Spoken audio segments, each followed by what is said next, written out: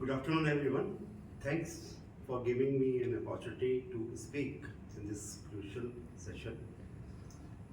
As a journalist and development sector professional, I have been associated with the northeast part of the India for almost 14 years and have worked extensively, especially with indigenous population in the states.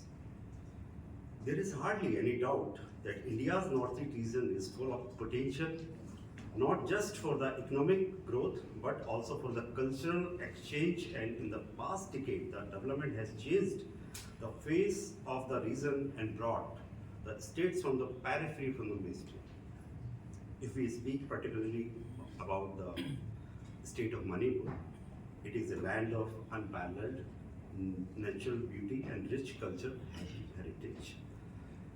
It is a state that primarily an indigenous population consisting of tribes bordered by the Indian states of Nagaland, Mizoram, Assam, and shared an international border with Myanmar. This ethnic contiguity play a crucial role in shaping regional dynamics as it provides opportunities for cross-border cooperation, exchange, and economic integration.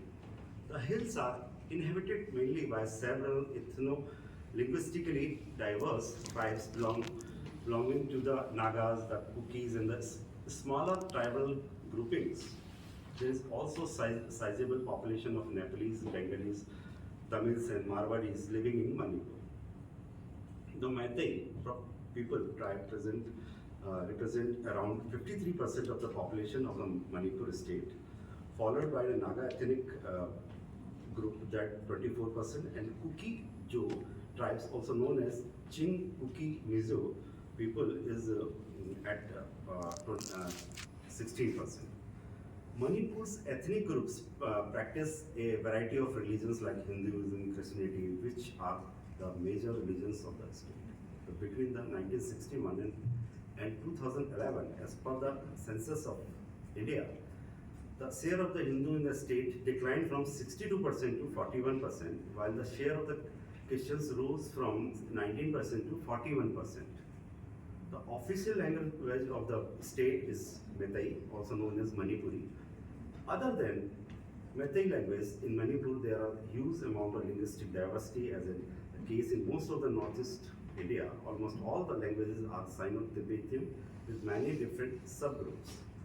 There are several stumbling blocks that deter its development and peace in the state, like insurgency. The porous border between Manipur and Myanmar has allowed various Indian insurgent groups to establish camps and the bases in Myanmar, and has also have a hub for arms and drug trafficking due to its strategic location.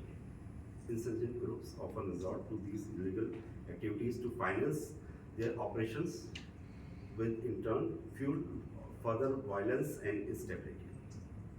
Government aspects, including corruption, weak institution, and inefficient infrastructure, hinder development and effective conflict resolution. Additionally, demographic inversion caused by the migration and change population dynamics has led to the socio-political restlessness. The ethnic violence in Manipur that erupted on May 3rd has left over 160 dead, has been largely fueled by rumors and the fake news. The despicable May 4 incident in Kangpo, the district, occurred after a picture of a body wrapped in polythene was circulated in the Imphal Valley with a fake claim that the victim has been murdered by tribals in Chandpur. The picture was later found to be that of the woman murdered in the national capital, but the fire had engulfed the valley by the time and sparked massive outrage in the country. Is it not the duty of print and social media that only verified information in the sensitive cases should be published?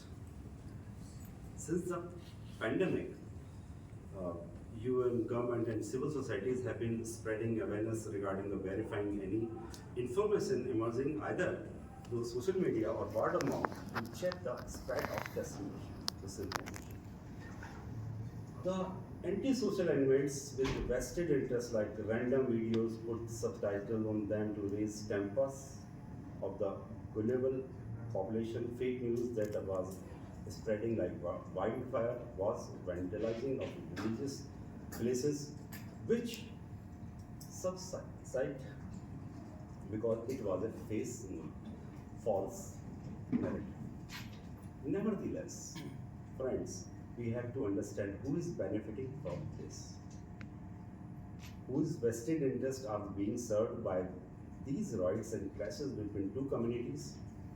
In many ways, the media has not really understood the situation.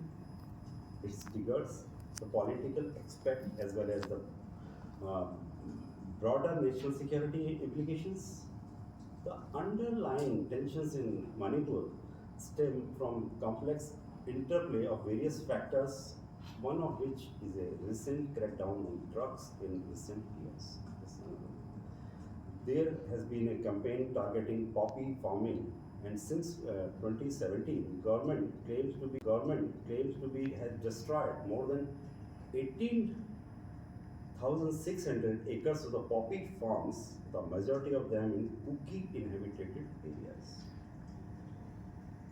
Manipur has long battled a drug addiction crisis and is among four northeastern states bordering Myanmar, which is the world's second largest opium producer.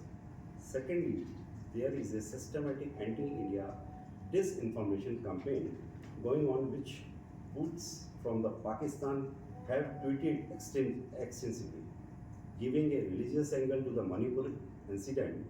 These users have portrayed Manipur's ethnic struggle as a percussion of Christians by Hindus and have spread this narrative as in a form of Hindu atrocities. In fact, the number of churches that were vandalized in Kuki inhabited our areas far more than the churches vandalized from the Maitri churches. 393 temples of the Maitri Hindu were vandalized, but no reported. Several media reports have already revealed that this is not a religious violence, but a struggle for land and rights. A report of BBC has also revealed that the dispute is associated with the land rights.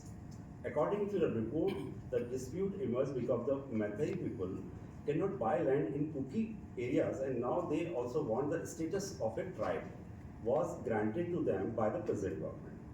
So moreover, there is no indication of any religious motivations for the violence. However, there is lots of fake and misleading news circulating in the social media regarding Manipur. Additionally, Western media across the border are referring to this incident as a dispute between the Christians and the Hindu communities, trying to use this incident to underline the anti-Sikh violence in India, creating an atmosphere that suggests that minorities are not safe in India. Additionally, the influx of refugees from 2021 military coup in neighboring Myanmar, particularly those from the Saging region who have strong ties with Kukis, has also created a greater sense of insecurity for Meitei community. There are 4,000 Kuki refugees are in Manipur from Myanmar. Friends, to conclude, I will say that across all the communities, people in Manipur have suffered immensely for years, and they saw their rice field turn into battlefields and peace be taken away by the few who have engineered division and shown violence.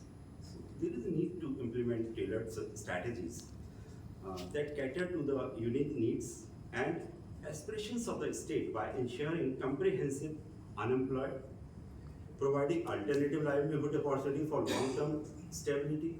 The immediate aim, particularly of the government at the center as well as the state, should be in win back the trust and confidence of the people of all communities. The civil society, the media, and common Meitei as well as the Kuki people must play a responsible role, keeping in mind the sensitivities of communities. A long-term solution will need great deliberation, patience and resistance. Thank you very much.